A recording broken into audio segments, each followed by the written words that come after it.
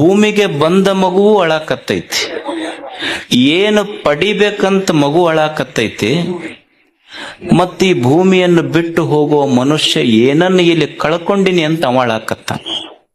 ಒಂದು ಮಗುವಿನ ಬಯಕೆ ಅದು ಅಳಾಕತ್ತೈತಿ, ಏನು ಪಡ್ಕೋಬೇಕಂತದು ಅಳಾಕತ್ತೈತಿ ಅಂದ್ರ ಸಂತೋಷ. ಒಬ್ಬ ವ್ಯಕ್ತಿ ಈ ಜಗತ್ತನ್ನು ಬಿಟ್ಟು ಹೋಗುವಾಗ ಅಳಾಕತ್ತಿದ್ ಯಾಕಂದ್ರೆ ಏನು ಕಳ್ಕೊಂಡಿದ್ದ ಕಳಾಕತ್ತಾನಂದ್ರ ಸಂತೋಷ ಕಳ್ಕೊಂಡನ, ಅದೇ ಪಡಿಲಿಲ್ಲ ಅಂತ ಅವನು ಅಳಾಕತ್ತಾನ.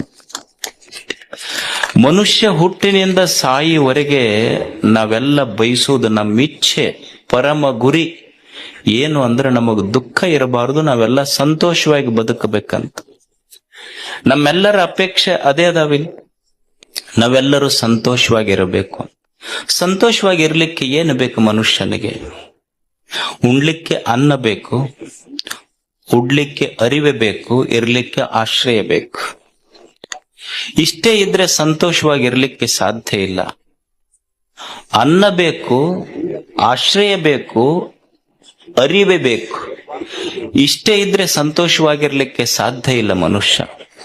ಅನ್ನ, ಆಶ್ರಯ, ಅರಿವೆಯ ಜೊತೆ ಹೇಗೆ ಬದುಕಬೇಕು ಭೂಮಿಯ ಮೇಲೆನ್ನುವ ಅರಿವು ಬೇಕು, ಅಂದಾಗ ಅವ ಸಂತೋಷವಾಗಿರ್ಲಿಕ್ಕೆ ಸಾಧ್ಯ ಇದೆ.